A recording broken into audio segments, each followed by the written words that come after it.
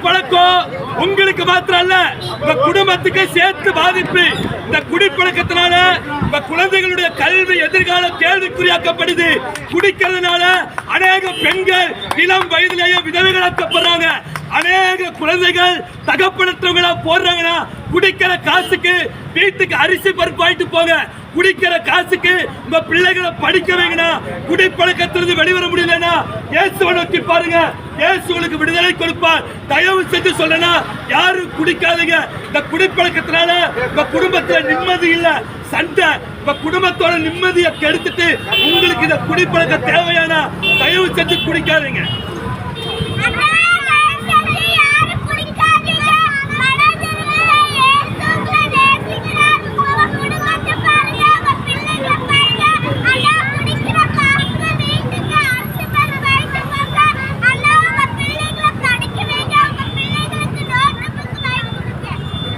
யாரும் குடிக்காதீங்கன்னா உங்க நல்லதுக்கு சொல்றோம். உங்க வாழ்க்கைக்கு தயவு செஞ்சு மனம் திரும்புங்க. உங்க குடும்பத்தை பாருங்க.